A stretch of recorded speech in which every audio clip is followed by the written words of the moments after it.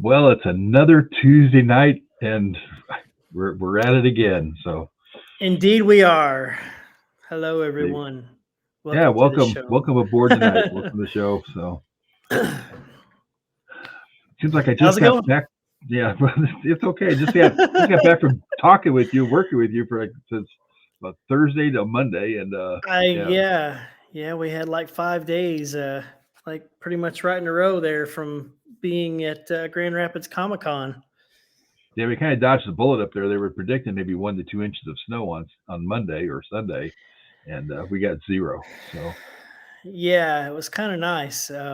Yeah, I like it's crazy because I woke up in my room like I don't know, laid around because I thought maybe it's going to be bad out or something. I'll wait and let the roads clear up, and I go check out like between 8:30 and 9. Get outside, and you're long gone. It's like so you. I like. I thought, yep, he checked out of his room at like 6 in the morning probably and took off. yep, that's what. Yeah, I got up about a little before 6, about 5 o'clock or so, and looked outside and said, it looks like traffic's moving pretty good across that interstate. So I'm like, I'm just gonna get packed and get out of here. So I took off about 6 and a little Yeah. before 6 and headed home. In fact, I woke up at 2 o'clock and I was wide awake and I thought I Oh could be. man. I thought, if it wasn't going to be dark for so I long, I would have already just know what you're gonna left. say. Yep. I I already knew thought what it'd you be were gonna kind of say. funny to be. I'll get back and be at my desk before Norman gets in the office. So, because Yeah.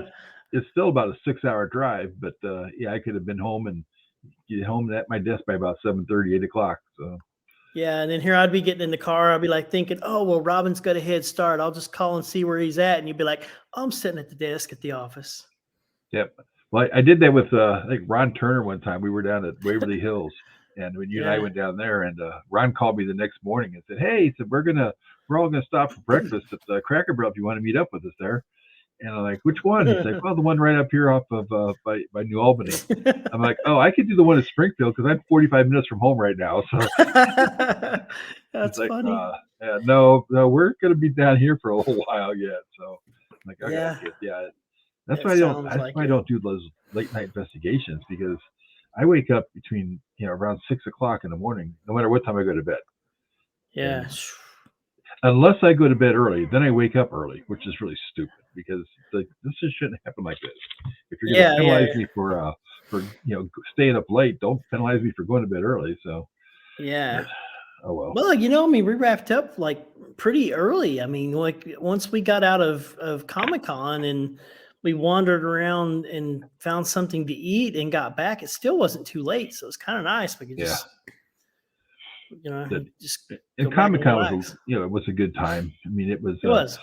it's a little different than what you and I are used to going to. There's not so much a paranormal type event; it's a comic event. Yeah. And but it was kind of fun talking to Dylan Playfair. He came down and hung out with us for a little Yeah. while there, and let us know what he was up to. And he's actually done kind of a paranormal show, so I got to catch that sometime and Oh watch yeah, that one. the movie or whatever it was he was talking about. Yeah, yeah. Yeah, We'll have to look that up and find it and watch that. He was really cool. He was a nice guy. So if anybody gets a chance to meet him, you should meet him. It was pretty cool. yeah. He's just now there. They just released the series on Disney on the Disney Plus channel there. That he's back with the Mighty Ducks. He's the coaching of the Mighty Ducks and all. So that was him and I talked hockey for a couple hours, I think, throughout the weekend, because he was Yeah, involved with that. So yeah, it was fun. In fact, his hometown. A friend of mine was the coach of Vancouver Canucks, and he's from Vancouver. So that was kind of yeah, fun talking to him. He's like, yeah, I remember watching him on the he was bench, and he was the bench coach. Yeah, and I said, yep. And his dad's the coach for Edmonton Oilers. So Dylan's yeah. dad is his assistant coach. So yeah, so it was a lot of fun. Yeah, he was a cool guy. It was interesting, of course I didn't get to talk to him as much as you did, but like, when he came down to the Mystery Machine and stuff and kind of hung out and took pictures and everything, he was a really nice guy. He was a good guy. It was fun to talk to. And but yeah, like you said, I mean, it's like going back to it, it's like it's not the usual thing for us, but we usually have fun up there anyway. I mean, it's a good time and it's really cool that they bring the Mystery Machine up and we get to go up there and just do a fundraiser and if you want to call it, yeah, however I guess you can consider it a fundraiser, Yeah, taking the Mr. Machine up and raising money and stuff. um Yeah, which is, by the way, I think I haven't looked with everything on it yet, but I would say probably just for the Mystery Machine alone, probably a good $800 or more. Yeah, it might even been more than that. Like I said, I haven't looked at because there were so many people that paid with credit cards. Right. So it could be up higher than that. It could be closer to even to 1,000. So that was awesome. It's not too bad for a weekend, And then Crystal and Mom were with Nick Groff tour over the weekend. So it was a busy weekend for Lost Limbs Foundation. Yeah, I want to shout out to Mark Hodges from Grand Rapids Comic Con for bringing us up there. It was a good time. Yeah. He brings us up there. It doesn't cost us anything. He puts us up, the hotel, takes care of everything. So, yeah, it's a great event. He does a nice job with it. So if you get a chance to go up to, if you're looking at Comic Cons, check out Grand Rapids. He's going to do 2 of them again next year. It'll be one in April and then the one that we did then in November. So check it out. Mark's a great guy, and you'll have fun with it. Yep. Yes, sir. And you got stuff coming up at Ashmore and stuff, as well as we got stuff going on here too. Still, huh? Yeah, we still got a few private investigations coming up, but that's about it. And I just had one canceled today. The beginning of December, which is I try to talk people out of coming out there in December anyway, because like we don't have any heat, so don't do that. But they're going to come out and they were going to be out there from Friday night until Sunday morning. And wow, and they got a hold of me today and said, yeah, we're not going to make it. And I'm like, yeah, okay. So surprise. Yeah, not a surprise there. So But if you're looking for someplace to go, Rhodes Hotel has heat. So check that out over the winter. Speaking of, real quick, we do have a few tickets that are still left because we're doing a full public overnight this Friday night. There are, I think, 4 tickets still left for that. They are limited to 8. There's 1 per room. So some tickets left if you're looking for something to do all night Friday night. And then Saturday, I think there's 2 tickets left for the public investigation. It runs from 6 p.m. till 2 a.m. Just want to kind of throw that out there. There you go. Yeah. Yeah, I kind of feel sorry for Rick Jones. His favorite people list must be really, really short. Lowered your standards, maybe. Yeah, exactly. Thanks, Rick. Though we appreciate it. So. Yeah, thank you. Yeah. But glad you're tuning with in. That, we should bring we better bring Shawn in here before Mike's head gets really too big for the screen. So let's grab Shawn here, bring him in here, and we'll get things going. There he is. Hey, what's happening, guys? How you doing? What's going on? Good. Feels like it was just yesterday that I saw you guys. That's right. It wasn't too far from that. So. A couple times recently. Yeah. Well, your cohort in crime's watching, Bob. Yeah, Bob's tuning in. Good. Oh, there he is. I see it. Oh, look at that picture too. That's him sleeping at the desk. That doesn't spread. We're probably right after he got to eating lunch at the desk on your dial. Yeah, that's him taking a nap. You can see the Ghost Stop. I see the Ghost Stop sign right above him. Oh yeah, you can. Yeah, you can see that now as you mention it. So, yeah. Wow. He'll be moving to Canada soon. He'll be safe. Yeah, unfortunately, we're gonna hate losing Bob, but he's going for a good reason. Oh yeah, yep, that's for sure. Great girl up that way. So yeah. So what's new in the life of Shawn at Ghost Stop?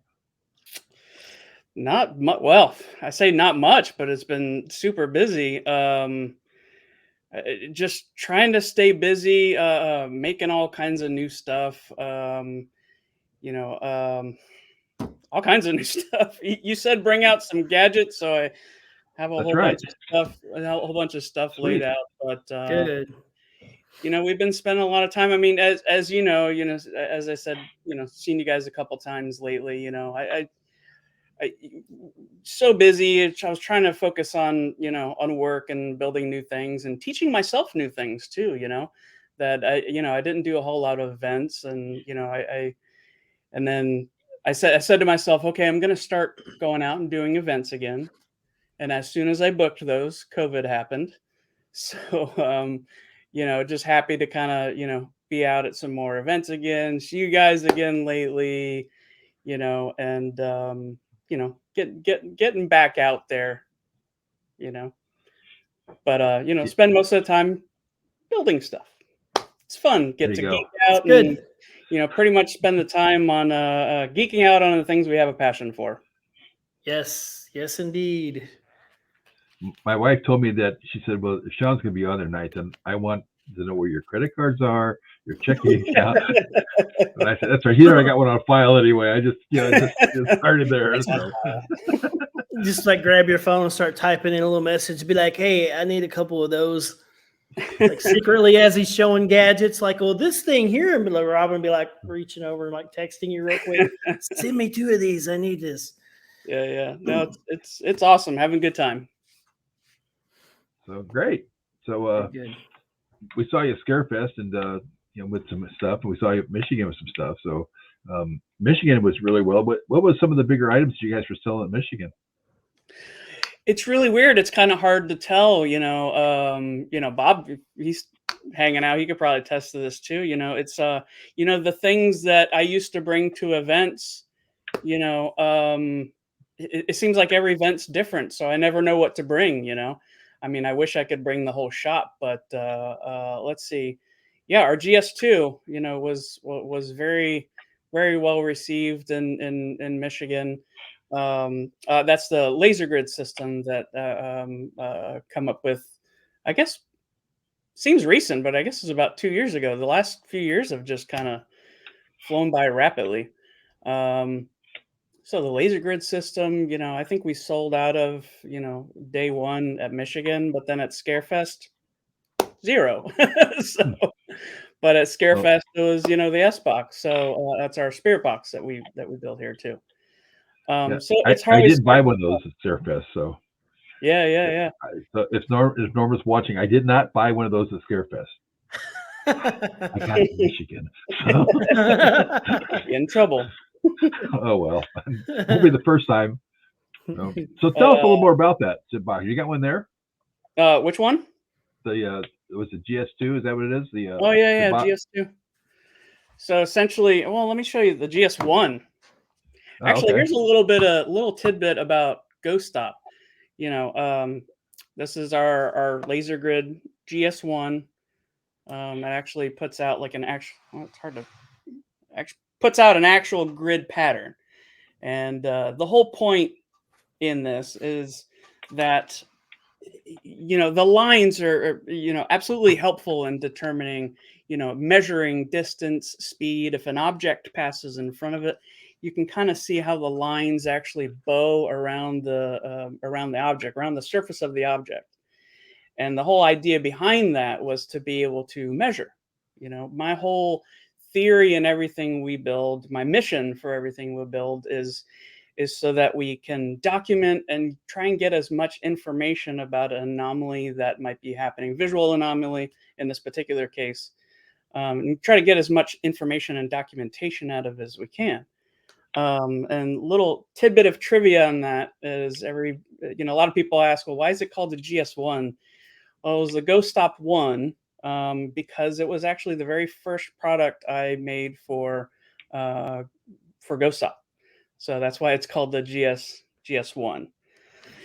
So which kind of brings me to the GS2. So in this this new device, my whole idea at the very beginning was, when I started this, I was a paranormal investigator. My career before Ghost Stop was in programming, web development. I'm more of a programming guy and a design guy. So I was a graphic designer. I did a lot of billboards. So I've had a weird mix of art and design, I guess. And eventually and with that passion for ghost hunting, that eventually evolved to me, while ghost hunting. I said, there's, at that time, we're talking, I guess, 20 years ago now, there was no equipment out there that was specifically built for ghost hunting. Like it just didn't exist at the time. So I kind of took a little bit of my, design and programming I don't want to use the word expertise, but I guess my experience, and tried to put it together to make some equipment that would be more helpful for us on paranormal investigations. And again, at the same time, my mission was always to make something that was, going to give us some more information about what we're dealing with. So that led to the GS2, which now actually gives us more of a lot more information about if something passes in front of that grid pattern. Well, it's hard to make sure I'm getting a view here because everything's like mirrored and backwards. So not only is this one now putting out the grid pattern, but it's also detecting. Right now, it's trying to do a baseline, but it's going to be hard because I'm moving and everything's moving anyway. But what this will do, let me give it a chance to settle here, is this is going to tell us the temperature of the object, how fast it's going, what distance it is from the device, and what temperature it is. There's all this information is being gathered on the device itself. As I put my hand in front of it, you can actually see, and it's kind of giving you an audio alert there too. So I can see kind of like a thermal camera, right? It's actually telling me, what the shape of the object is. And I guess it's hard to tell on the camera here right now, but, it's showing me what direction it is. This little screen down here is giving me all kinds of data, temperature, distance, direction, which way it went, all kinds of stuff. So, this is, out of all the products that we've built here, I'd say this is probably my baby, because it was the first one. Is the one that I've always kind of looked at as the one that's going to evolve into something way more than it originally started. And that's why the first one is called the GS1, because the intention was to always evolve. And I think that's what we're trying to do with all of our equipment, really, is because if I put something out there right now and I claimed it has all the answers, I'd be wrong. I'd be dead wrong. Because then why are we doing this? You know? So we have to evolve with the information that we're gathering, with all the investigations that we're doing. The more that we learn, we have to evolve, and our equipment has to evolve with us. We had I had a guy that had one of those. First time I actually seen one. He's the guy had it out at Ashmore, sometime last year I think it was, and he had it on the table there in our team room area, and we were just talking. He was telling me how it works and everything. So he turned it on, had it running, and it started lighting up and started doing some stuff, and then we started seeing that the screen was filling out and everything, and he's like, I've never seen it do this before. So I started asking questions, and stuff started happening with it. And he's like, wow. He's like, let me get a camera. So he grabbed a video camera real quick and did it. In fact, he's got a YouTube video that I've got on my Ashmore States page on our website, and that I've been using. That was one of the items that he used. But yeah, it was pretty cool. So but yeah, those are and I don't want to throw out competition's name, so to speak, but I would say that this is kind of like the equipment that you would see from certain electrical engineers make. Yeah. Yeah. What I love to see is when people post evidence, using our equipment, there's one in particular that, I mean, I don't really post evidence much, but there's one I posted on our Facebook page because I thought it was pretty compelling. I always say that, when something responds on command once, probably coincident, an anomaly. It happens twice, probably coincidence. 3, 4 times, then you start really having, this validation of some kind of communication. Something is actually responding on command 3 or 4 times. That's, to me, that's compelling. It's at least something to take proper note of. And we have one on our Facebook page right now. I think it was at the Old Paulding Jail. I think it was. The GS2 is pointed down the hallway. You can see the laser grid is mapping Looks like a tunnel of some kind. I've never actually been in the location, so I don't know where it was placed. But you can see there's nobody in front of it. They asked a couple questions, specifically, can you walk in front of it? And it goes blue. Blue meaning it was colder than the original baseline. So what it does is it first starts off with a baseline, and then it gives us an alert if anything changes from that. Kind of like what we would do on investigations anyway, right? We're taking baselines, and then we're taking note of anything that that changed from that. And that's what the GS2 is doing. And it did that on command, essentially displaying and noting all of the data of an object, an anomaly that was passing in front of the GS2 at least 4 times on command and directly after somebody was asking to. So I thought that one was really cool. Yeah. Peggy had a question for you. Is it, does it record data to download? Oh, that's a great question. I've been getting a lot lately. It doesn't currently, but like I said, everything's going to evolve. GS3 coming soon. GS3, it's going to be a while though, because in this particular case, the GS2, I'm actually pretty well tapped out on what I can do with that particular circuit board. So the next stage is essentially going to have to be a complete redesign. So sometimes you can evolve and evolve and evolve, and then at some point you just got a clean house, right, and start from scratch. And that's kind of where I'm at with the GS2, because it's doing so much. It really does. It's either at this point, it's either take a bunch of features away in order to do that, or just start from scratch. And I hate to take features away. So, in short, yes, we're always evolving. We'll see how long. We'll see how long it takes to get there. Now, it doesn't audio record either, does it? It does not. And you know what? There's most of our devices. People ask that about BooBuddy too. I intentionally did not put an audio recorder in there, and that's for various reasons. Everybody has their own preference on what they want in an audio recorder.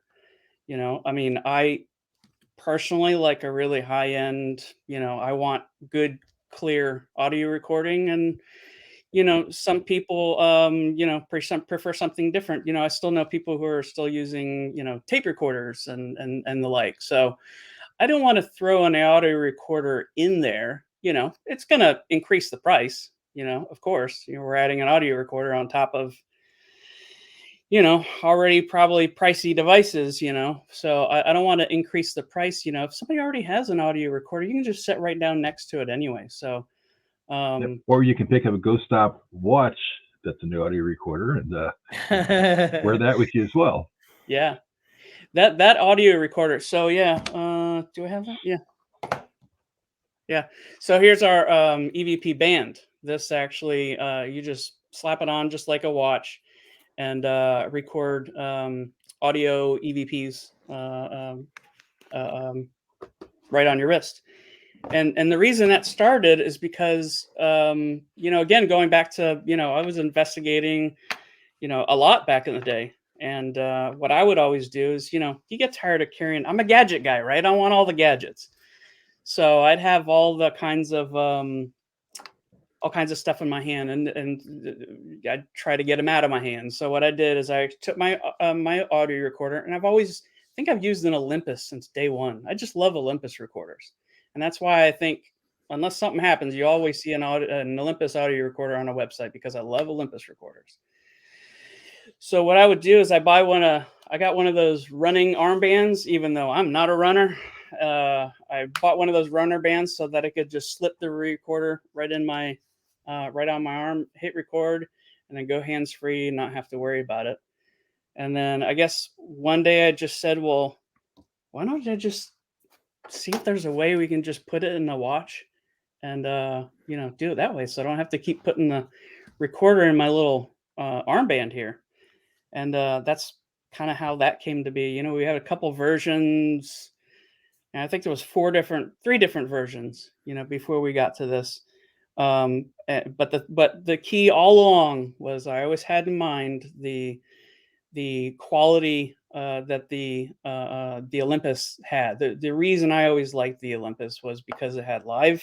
You could listen to it live while it's recording, and the quality of the recording itself. And I didn't want to, I don't want to put something out unless it has that quality that I would want on an investigation. So by creating this, pretty much get that quality that I had always, shot for right on your wrist. Hit record and good to go. I have Olympus recorders here. Yeah. And speaking of, like, you talk about these different versions, I'm like waiting on Robin to chip in and like speak up and be like, I have each version. I have like 2 of each version. Because I mean, if you've been to his place, Just like watching. What's that? Norma's watching. Right. Well, I mean, I'm Get him in talking about trouble, past stuff. I'm not talking about Hmm. like present purchases. Just so we're clear, I'm talking about past stuff because, like, it's funny. I can go to his place and I can be like, "Hey, do you have something I can use or whatever?" Yeah, I've got like 4 of them. It's like, okay, yeah, You know it's what, like a store. I think that's how Ghost Stop started too. I mean, starting in a time when we didn't really have, equipment there, for ghost hunting, I bought a bunch of stuff. I probably bought every audio recorder out there and said, this one's good, this one's crap, this one's good, this one's shite, just you end up trying to find what you like. And actually that's how Ghost Stop started, because I actually developed a web page. Ghost Stop started as basically just a web page of me, I guess, kind of doing reviews. Not really reviews, though. I just said for my team specifically. So I was managing Tap's family team and the Florida Ghost team, the Tap's family team down here at the time. And I was quickly became the tech manager somehow. And I wanted to kind of give my team, a list of what was good, what was good for this, what was good for that, what's not good for anything, and I made a list and I said, okay, well, you can go here to buy that, you go here to buy that, and here to buy that. And I started looking and realized that a lot of people were using this page. A lot of people were taking my advice because I had bought it all. A lot of it ended up in the trash. And if I could save somebody, a little bit of effort of, buying a $300 camera that just didn't do what it was supposed to do, then let me help them out. And eventually I saw that there was a lot of people like looking at this and taking my advice. That I said, okay, well, why don't I go ahead and start making stuff that that what we would want for investigations. What do I want on an investigation, and put it out there. And that's pretty much how it started. Is I reviewed stuff and people took my advice.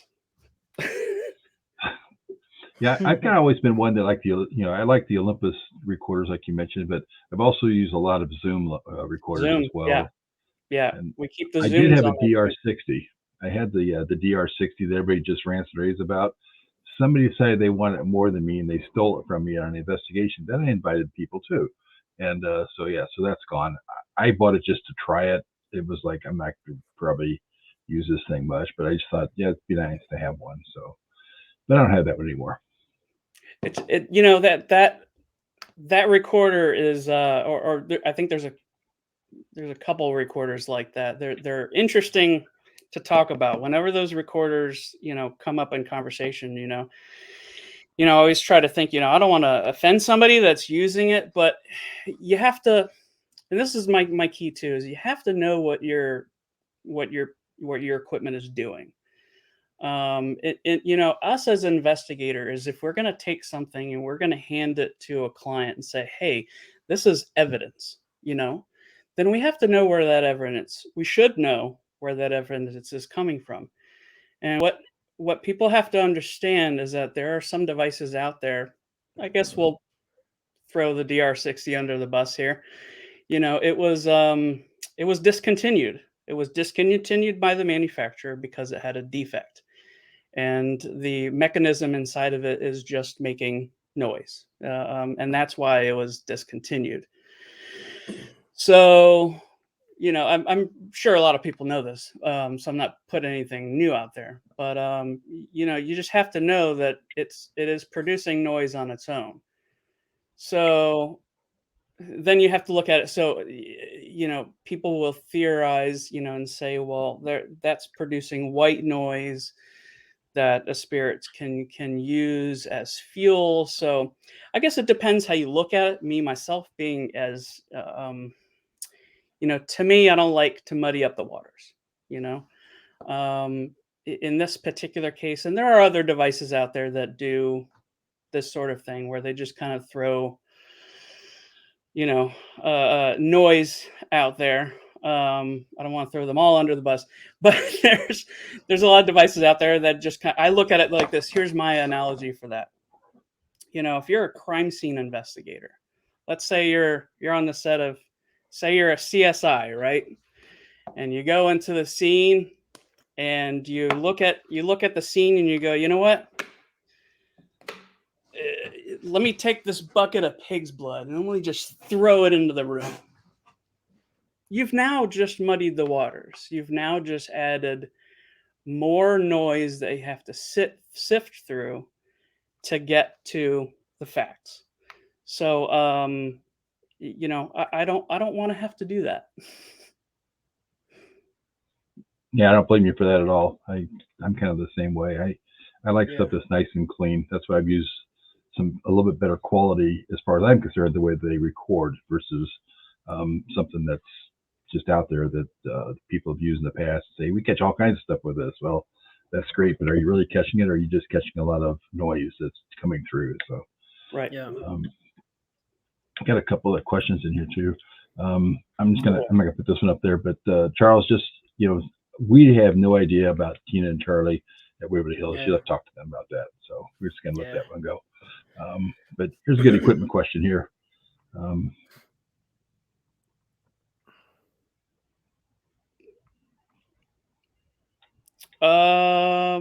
I'm just reading the question there. Oh, you're fine. No, that's why I was doing the same thing. Okay, so settings. Yeah, we get that question all the time, and you know what? That's hard for me to say because that could be the settings that are helpful in one location might not be the settings that are helpful in another location. Here's another great analogy as to why we like to evolve equipment. Because, as much as I might believe that my way of doing things is right, and another investigator might think the way that he's doing is right, I realized real quickly, and the S-Box is a perfect example of this. When we initially put out the S-Box, if nobody knows that, that is the Ghost Stop version of a Spirit Box. We developed one on our own that has recording and a bunch of other features and da-da-da. You can look it up at ghoststop.com. You can look up the S-Box. But one thing I definitely learned when we put out the S-Box is I put it out there with the settings that I feel are right, the settings that I use. I like a slow speed, I like FM, I like it really slow in order so that I can determine if something comes through. If it's really slow, I can get a better gauge of whether that was a DJ or a commercial or what. But not everybody necessarily investigates the same way I do. Not only that could vary by location. So after a bunch of people kind of jumped up on me, there's and said, well, we like it this way and we like it that way. I said, okay, well, let me see if I can accommodate that. So then it eventually evolved into, I said, okay, I'm going to allow the ability to be able to change the speed and the direction and all kinds of different things so that, giving everybody the ability to adjust to how they like to investigate, not necessarily my way, you know. So even if I sit here and, you know, I told you, hey, use, you know, 300 milliseconds FM backwards, you know, that's just me. And that can also vary too, like you said earlier, between the locations and everything as well. So Yeah. you just never know what what megahertz and everything something's going to come through at. And but I did hear a lot of times, and I've got the SB11 and the SB7, but a lot of people like the SB7 more so than the SB11. I think that SB11 came out and everybody's like, yeah, I kind of like the SB7. I don't know if it's just because it was the first one and they got used to it, or if the SB11 confuses people because there are a few extra features on there that the SB7 does not. A lot more. Yeah. There's a lot more to tweak and play with, you know, and that's great for experimentation, you know, if you want to go through and, you know, keep trying to adjust settings to how you want it. Yeah, go for it. The more you can adjust on the fly, you know, I've had to learn that, you know, the more you can adjust on the fly, the better. What if using SBox for the Estes session?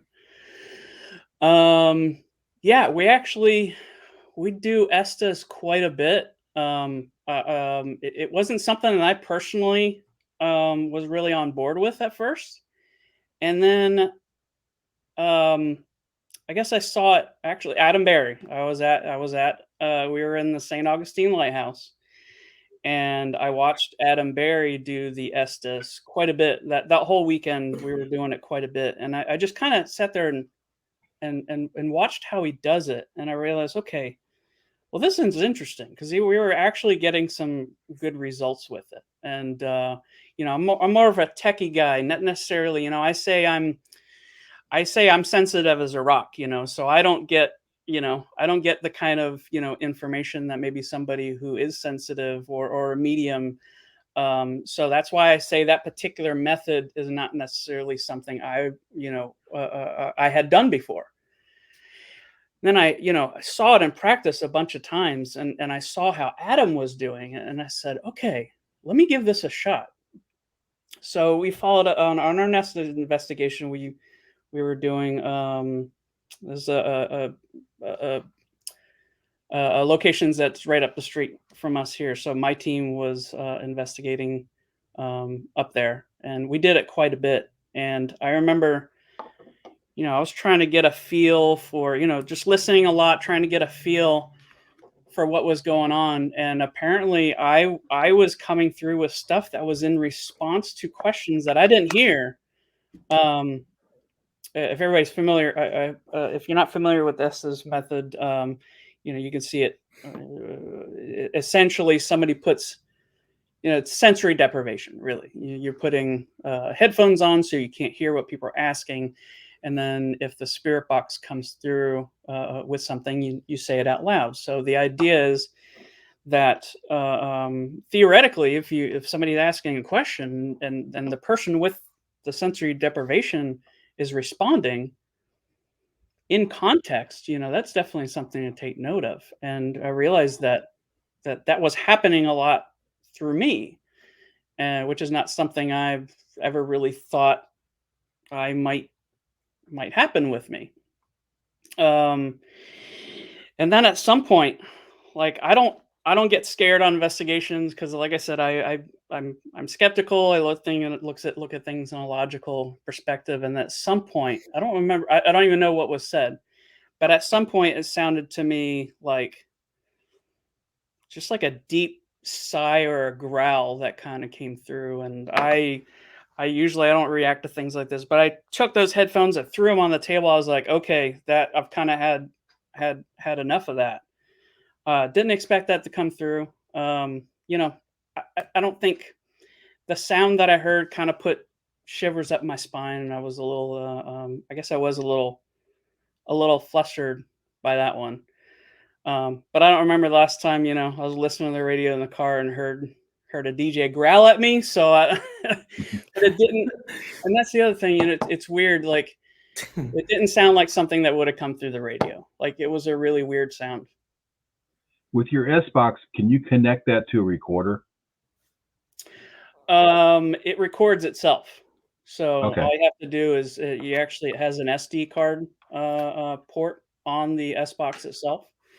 So you just put an SD card in it, and while you're doing your session, it's just one button. You hit record, and it's going to record your session.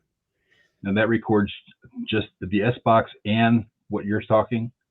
No, actually.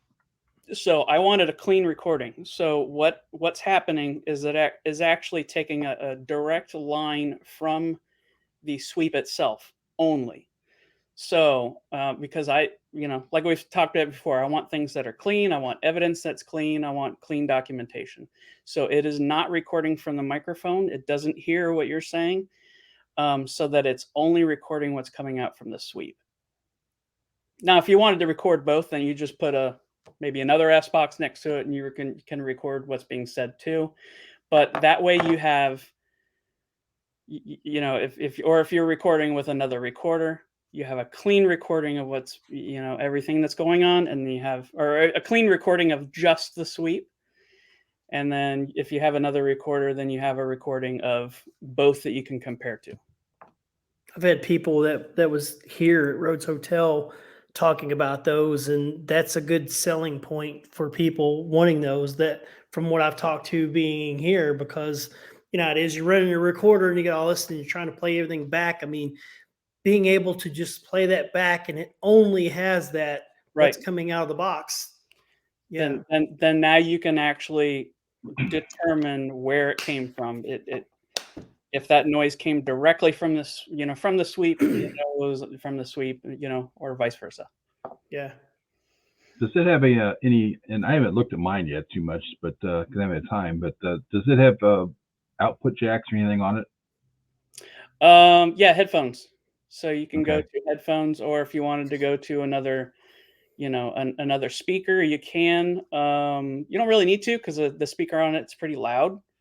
I'm but just yeah, thinking from a recording standpoint, you might be able to take that output and then hook that into a recorder correct. as well. Right. Yeah. So, and hopefully, oops, maybe I got the wrong one. I was looking for Erin's comment in here because she asked that one, and then, yep. So hopefully that answers your question, Erin. If not, just shoot it in here again, and I'll make sure we get it that way. But yeah, so I think you can record that right straight to the S box, and Right. you can listen to it later. Yeah. Because the other part, like we were talking about, I want to know where things are coming from, and I want to be able to segment where this evidence, so to speak, is coming from. This, to me, this is another reason for the band, the EVP band as well. I always say, every person on the team should be wearing a band, in my opinion. And here's why, because I can't count the number of times we've been on investigations, and then you go back and everybody's listening to their own recording, their own evidence at home, and then how many times have you gotten that call and say, hey, Robin, can you go back and, was this you? Here, let me play it for you. Let me play it for you. It says, I don't know, whatever. Something Right. Robin would say. Say, hey, Robin, Careful. was this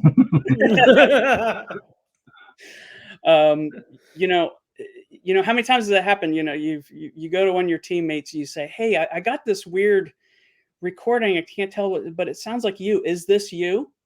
And then you say no. And I go to Mike, and he go, Mike, like, were you in this room? Like, I got this recording. Was this you? And you say, I don't know, man. I don't remember what was going on in the room. Like, it was so much going on. Yeah. Well, if everybody's wearing one, then I can go, hey, Robin, go to midnight 30 and play me what you were doing at that time, and if it was Robin, then I know it was Robin talking, or if it wasn't, then I go to Mike and I go, hey, Mike, play me your band at midnight 30 and let's see what you got.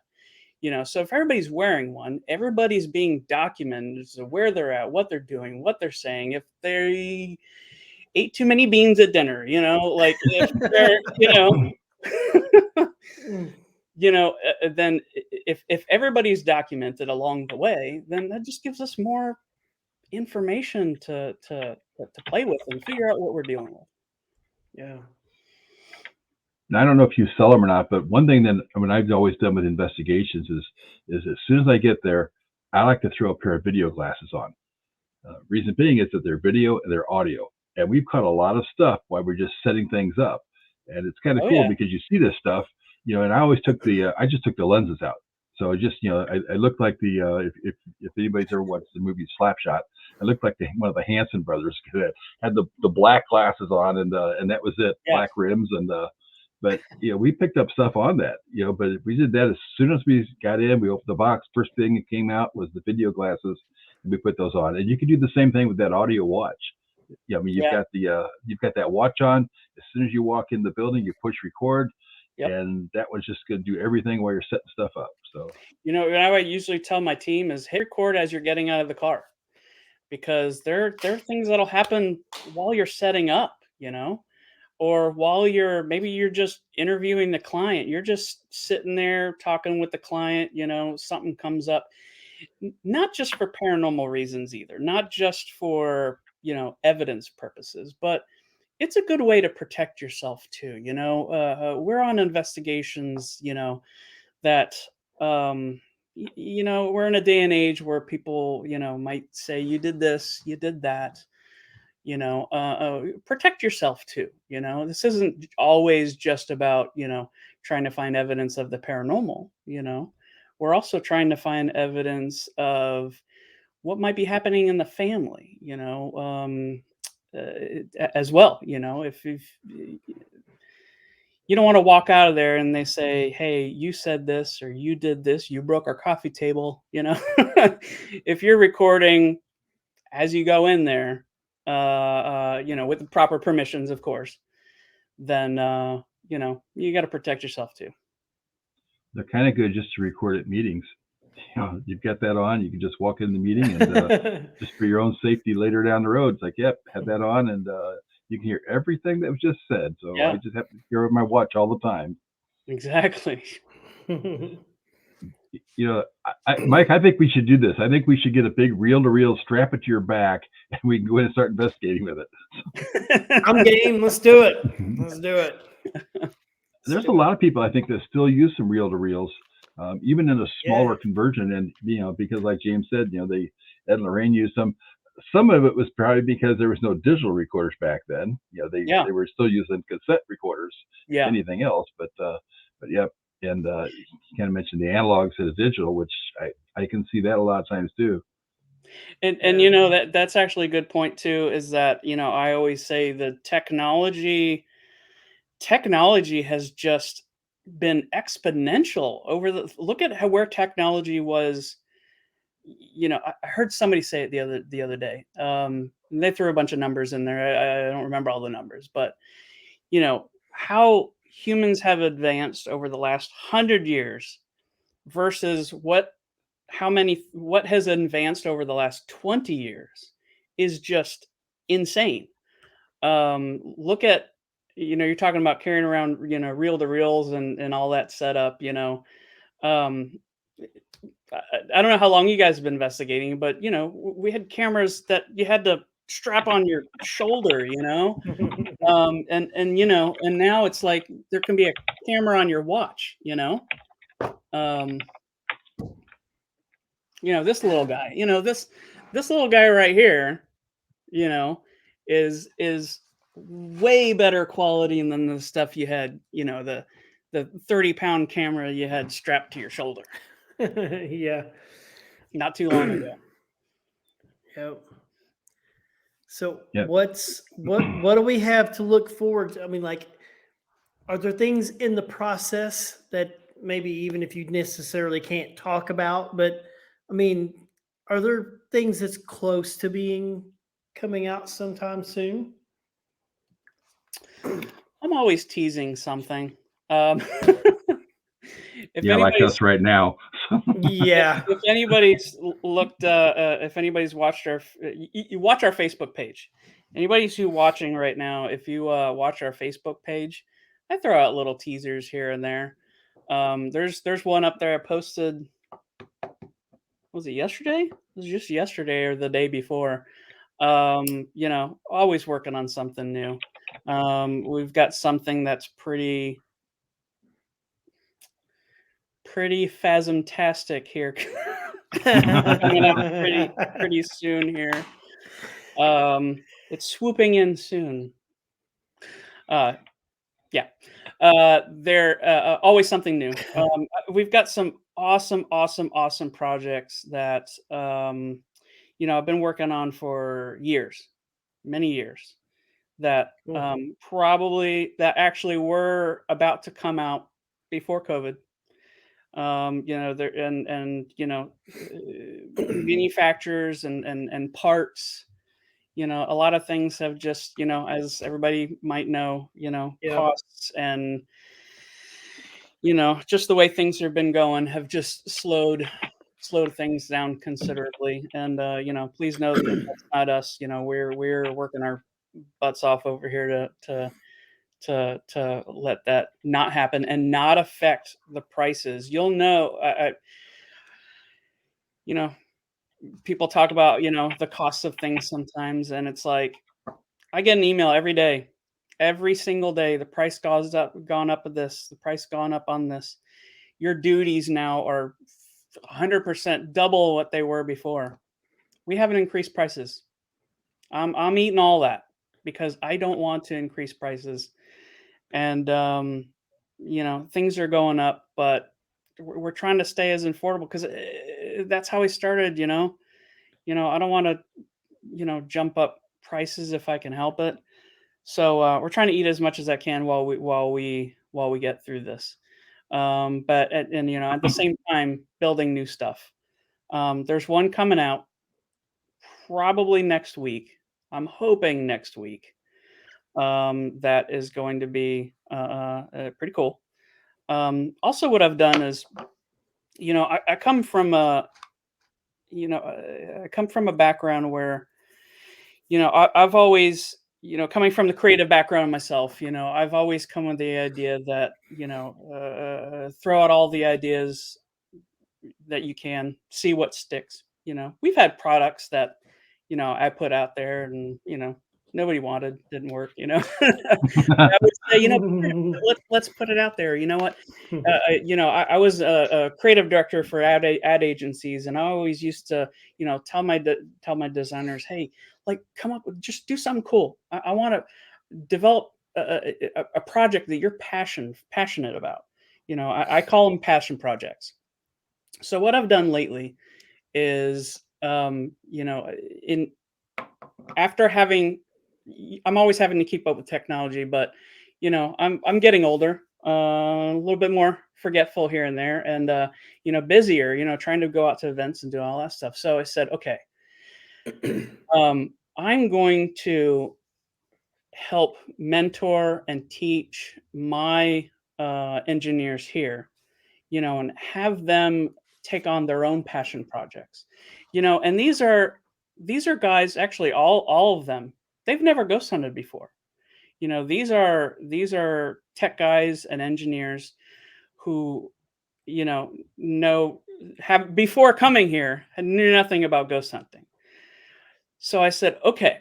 So now, you know, always taking that idea of looking beyond our little ghost hunting box, you know. I said, tell me what you would want in a ghost hunting device. And they've each got their own little passion projects that they were working on that you know, that are pretty cool. Actually, I'll show one right now. So it looks messy. It's circuits and all that, but this kind of shows you in a, you know, where something kind of starts. You know, it starts as a little idea, and you know, this is something that one of my guys just pretty much took from scratch. You know, I said my only direction was we want environmental sensing devices. I mean, if you put a nice little you know, umbrella above all of our devices. That's what it is. It's environmental sensing and documenting devices. And that, you know, with only that direction, you know, he came up with something pretty cool, and I'm happy to. I mean, you kind of got a little glimpse of it, even though haven't really mentioned what it does. But that's something that these guys outside of our field are starting to develop. I'm self-aware enough to realize that you know, just my ideas, don't, we can come up with ideas all day long, but looking outside of the box, looking toward ideas that are outside of our own head, is what's going to propel us to the next evolution in my book. And like James had said too, it's harder to get parts. Also, I mean, you're running into that situation with some of your equipment right now, trying to get parts.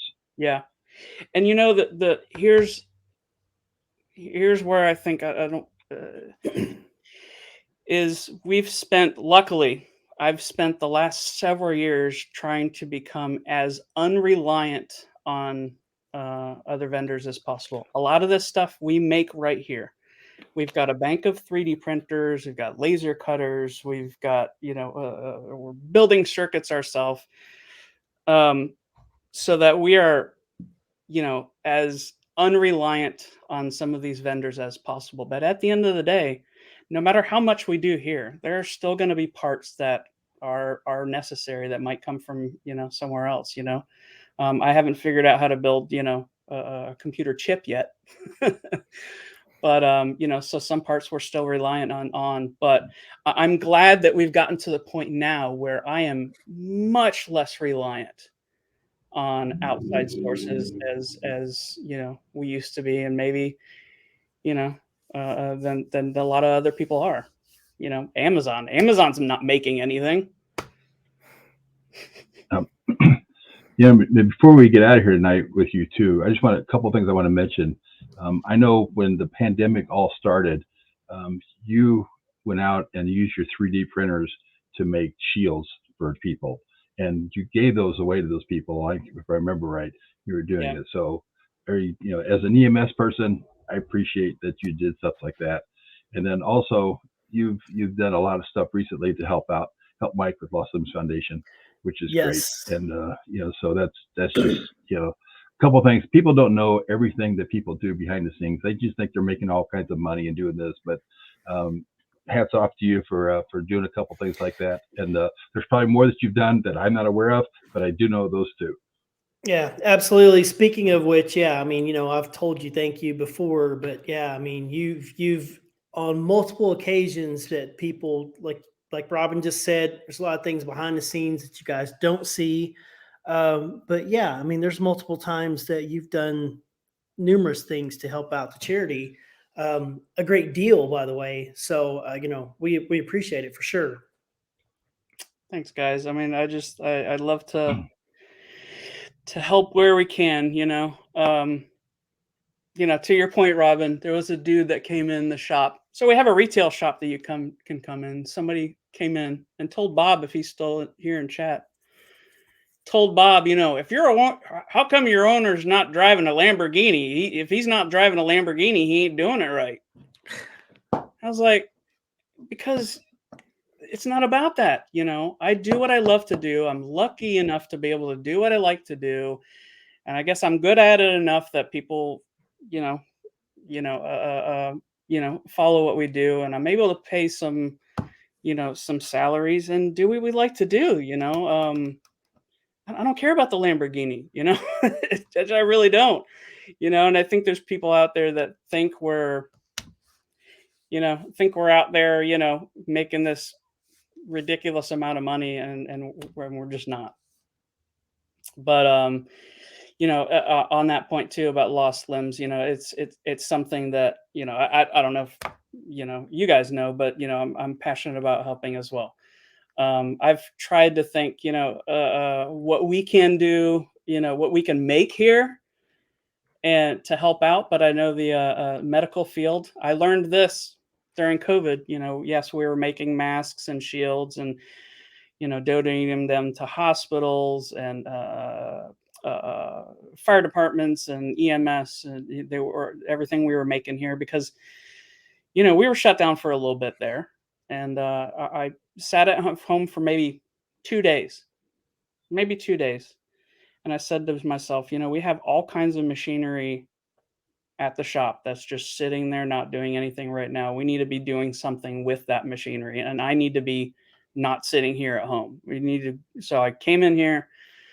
There were, try to work up, how we can help, and that turned into us, making and donating a whole bunch of, masks and shields and all that stuff. But with regard to lost limbs, in that regard, every I came back from Scarefest, right? Scarefest, and I said, Yeah. okay, how can I help a little bit more? And I went to our website and I said, okay, well, I can write something into the checkout here that maybe can help. So every purchase you make, this goes for everybody watching right now, every purchase you make on ghoststop.com, you have an opportunity on checkout to make a donation to Lost Limbs Foundation.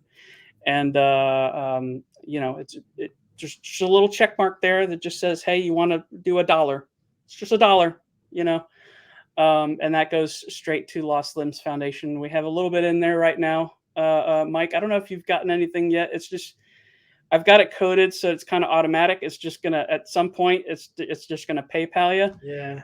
But so I don't know if you've seen anything yet. I think it goes once a month. But anybody who's buying anything from ghoststop.com, you can help with Lost Limbs as well, right at checkout, and it's just a little check mark. And that adds up fast. Yep, yeah, it sure does. I mean, that's I've always said, a lot of teaspoons fill the bathtub, and Yep. that's exactly what happens. And Yep. one thing that you mentioned that you didn't realize at the time we talked about it was if you go to Smile or Amazon Smile or Smile Amazon, I get it backwards. I hooked that up. Yeah, too. yeah, Amazon Yeah, Smiles. Yeah. Mhm. Yep, you can hook up at Lost Limbs Foundation right there, and it doesn't cost you anything.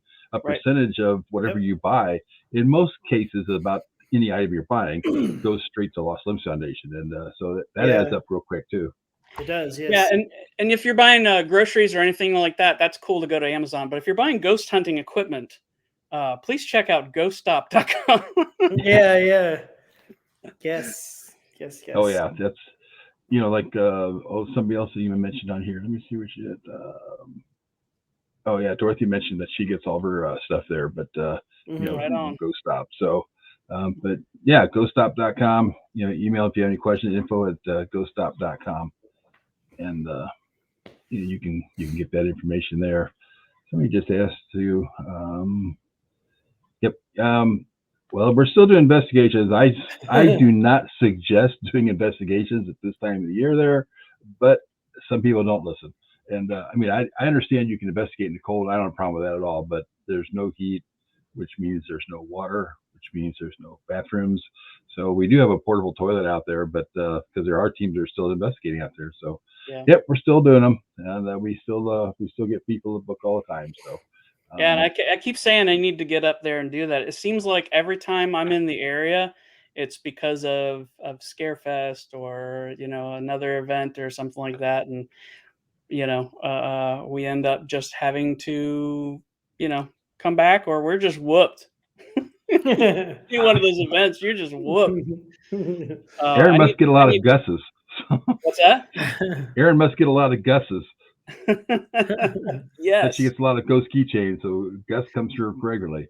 Yeah. And Shawn, if you and I know that he has these too. If you go to the website, there's a lot of people out there that don't believe in orbs. But I can tell you right now, you can go to Shawn's website and you can buy all the orbs you want right on his website. Yeah, they are caught fresh daily. And they're bottled. They're ready to go. Yeah, bottle them up for you. We go out there with a little net. I've had one of those hanging from my visor on my car. So awesome, love it. But I appreciate y'all's support too, because it's like we're actually coming up. We're starting to plan a 15-year anniversary. When I started doing this, my dad was even my dad was one who was like, "What are you doing? Ghost hunting equipment? What's that all about? That's crazy. Yeah, that'll last 6 months." We're hitting a 15-year anniversary. And it's because it's because of our passion for what we do, and the people who support what we do. And I had no idea. I had no idea that it would lead to 15 years of being able to do what we really love to do here, and that's because of you guys' support, everybody who's watching right now. I don't know how many people are watching right now, but anybody who buys something, comes into the shop, sees us at an event, it blows my mind every day. I'm absolutely humbled by being able to do something this cool for this long, and I'm just happy to be doing it, and it's because of everybody who supports it. So thanks, guys. Oh yeah, it's been great. I appreciate the flipping through the pages there and check out the ghost the ghost equipment and all. But we'll have to get you up to Ashmore sometime. It'd be kind of fun to do like a ghost equipment day or something up there, and then an investigation at night or something. So yeah, we can make that happen. We've still got a few Saturdays available, not many, but we do have a few for 2022. You can squeeze me in, right? Yeah. Well, we've only got about a handful left of Saturdays. They're all booked, and but yeah, we have to take a look at the calendar and see if we can't. Because I know we're about 3 hours north of Louisville. Okay, So right. Kind of gives you an idea. Because I know your drive to Lexington's about 9 hours or so. I think 13 hours. It's 13 hours there? Yeah. You must be way South Florida then, huh? Orlando. Okay, yeah. Yeah. So they're pretty far south. So it takes 8 hours just to get out of the state of Florida. Yeah, exactly. That's what I mean. Yeah, it's forever to get out of there. So it's always, we talk about this just about every time I go to an event. It's always funny to me when I hear people go, and I say, oh, where are you from? Oh, we're from this state or that state or this, there's so many different states that are around where you guys are at. And that being a Florida native, it's just weird to hear somebody, it's different. I should say it's different to hear people came to an event from another state. It's just weird because in Florida, another state is 8 hours away, but you guys don't. Also, on that note, I love it when we go to Michigan and they always say we're from right here. Everybody in Michigan puts up the hand and says we're from right here. Then nope, Shawn, we really appreciate you being on tonight and joining us. It's been great, and people are looking for equipment, especially those Christmas presents right around the corner. That's a great spot to go to, and you get most of your stuff in stock now, or you got some back orders on some things, or? Oh no, we pretty much keep everything on the shelf, especially this time of year. Coming up on Black Friday. Hint, hint, hint. Between now and Christmas, we're stocked. The guys have been building like crazy, getting ready for the next couple of weeks, between now and Christmas. So we're stocked and ready to roll. You order something, it goes out that day. In many cases, goes out the same day. So you're not having to wait for us to build something ever. That's great. Yeah. So before we leave, actually, I have one question for you, because I see this every time I look at somebody's paranormal page. They're always like, what's your one piece of go-to equipment that you have, like a ghost stop? You had to take one piece with you. That's all you can take. What are you taking? Boo Buddy. Boo Buddy. We didn't talk about Boo Buddy. Yeah. So, yeah. So wow, that's the one thing that you guys are always talking about. But yeah, so Boo Buddy. Boo Buddy. Yeah, I mean, Boo Buddy's the one piece of, it's funny when people walk in our shop here, I basically have a wall there where all the equipment's kind of displayed on a little shelf. Every piece, most of our equipment is kind of spotlighted on the wall. And whenever people, ask that question, or, hey, what's the most sophisticated piece of equipment on this wall? I say the bear. Especially if they don't know what the bear does. The bear, the funny thing is when I point at the bear, and actually Boo Buddy is actually front and center on the wall there. I say the bear, out of all this equipment on the wall, the bear is the most sophisticated piece of equipment on this wall, because it does pretty much what most of these other pieces of equipment do, all within the guise of a teddy bear, a trigger object. Yep. I have 2 of them. So, Yeah. see, Mike, I got a couple of Surprise! them. Yeah, one of them you got from Surprised you have 10 of from them. a guide, right?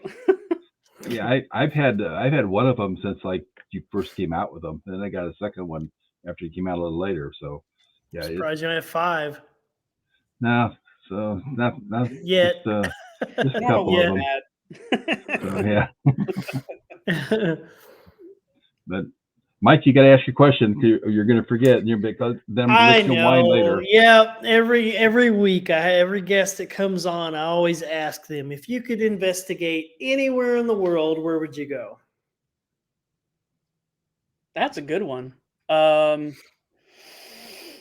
want to think of something. I'm trying to sit here and think of something so clever, but like I said before, I've not done a lot of traveling. I not to get all, sappy or whatnot, but I'm not a guy who's, I don't get out there enough. That's why I said earlier, I haven't gone out and done events, a lot. I don't even do interviews like this. You guys, I don't know if you know, but when you guys said, can you come on and do this? I said, okay. I always get nervous whenever there's like, traveling or, cameras or microphones involved. I get a little bit nervous. So, because of that anxiety, I guess, I haven't done a lot of traveling. So I think I want to get an RV. I want to come up there to Ashmore. I want to visit There you Rhodes. I want to go to Waverly. I want to go to Stanley. I want to go to all these places that, everybody has always said is, these are the most haunted places in the world. And I want to experience it for myself. I don't know if there's really not one in particular that I could really put my finger on, because, I want to experience them all. I need to get out there a little bit more. They're all different. They can all be a good time. Yeah, I mean, and I asked the question just to see, like, what that first thought would come up in somebody's mind, whether it's just, I'd always want to go to this one location, or like in your case, hey, I want to jump in an RV and I want to hit these places. So, yeah, it's cool. I don't blame you. So, well, Shawn, we really appreciate you coming on and joining us tonight, especially with the from what you just mentioned about too. So, everybody look for the equipment. If you need some stuff, GoStop.com, check them out. They've got some great stuff, great lineup of stuff out there. That their website's full of equipment. He talked about 3 or 4 items tonight. There's hundreds of items on their website. There's about 300 items on our site right now, if I remember right, something like that. So just get them all. Just hit the check all the way down the line. Add to cart. Yeah, exactly. And then at the end, when you get in checkout, hand that $1 to Lost Limbs. Yes, add that $1 to Lost Limbs. And when you're buying with Go Stop, a lot of, like I said before, people think we're this big conglomerate or something. We're not Amazon. It's me, a couple engineers, some shipping. There's 6 of us. Well, 7, and Bob, including myself. Bob's one of them. Yeah. We're a small business. Support small business. That's all I have to say. Yep. So, all right. Well, thank you, sir. Appreciate you coming on and joining us tonight. And we'll have to have you back sometime, especially break out some new equipment and all. We'll have to get out. Yeah. And, get some updates. Absolutely. Right on. Thanks, guys. I'm very appreciative to even be here. So thanks, guys. Same here. Right. Thank you. Thanks, Shawn. See you. Have a good night. Take care. Have a good night, guys. Yep. Have a good night. Right. Well, thanks for Shawn for coming on. That's a lot of fun. I enjoyed the. Of course, I always like to hear about equipment and stuff like that. So that's always. Of course, absolutely. And, But yeah, if anybody out there looking for that equipment, go check out Go Stop. And if you're looking for investigations for next year, jump on Rhodes Hotel site, check that out, and call that phone number night and day. 2:00 in the morning. Call that number. And, Crystal might not be too happy with 2:00 in the morning, but but she probably won't hear it. Yeah, so Yeah, I probably get phone not. calls She'll 2 have a o'clock in the silence. morning, so she can. Yeah. So you can She'll call have this number at 2 o'clock in the morning because I don't answer it at 2 o'clock in the morning. So, You've but got it silenced. that's right. Yeah, I'm smarter than that. And but yeah, just check out our websites and looking for dates for Rhodes or Ashmore. That's where they're at. And then as always, Lost Limbs Foundation, check that out and get on the website. Help the kids out, and appreciate anything anybody's doing, like that. Yes. And then we actually started the new YouTube channel, LLF Radio. Subscribe to that. You can watch these episodes all right there at one time. They're all on that. We put them up there usually that night or the next day, and they're up and ready to go. Yep. So that this is the first time you're tuning in, there's 10 other episodes that you can watch. Yep. Next week, we're going to have Brandy. In fact, I spelled her name wrong. Just shoot me. Brandy Kristen with us, and she has a shop called Unique Enchantments. She does a lot of stuff with, I just call them rocks. I guess the correct term is stones, and and the healing energy of the stones and all. So, but yeah, Brandy's a ball of fire. She's going to be a lot of fun to talk to, and she actually has I think it's a Himalayan salt cave that they do stuff with that you can go in and get refreshed and re-energized and all in the salt cave at her shop too. So we'll talk to her about that as well. Yep. Sounds good. So you guys tune in next week. So it's going to be a good time. And, so we're looking forward to it. So yeah, she'll be fun. And, as always, we appreciate everybody coming in and joining us and hanging out with us for the evening. Yeah, we appreciate it a lot. And we will be here next week, same time, same channel. Yep. All right. Night, everybody. Night, guys. My name is Mike, and I'm the founder of the Lost Limbs Foundation.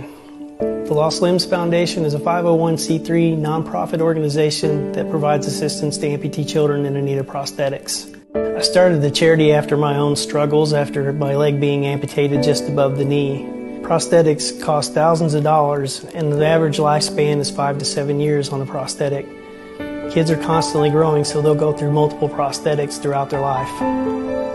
This is the prosthetic leg that I use, and the cost was about $70,000. The Rhodes Hotel is in Atlanta, Indiana, and is owned and operated by the Lost Limbs Foundation. We are currently doing photo shoots, ghost hunts, and special events to help raise money for the charity. For more information, you can go to lostlimbsfoundation.org. With your help, we can help these kids one step at a time.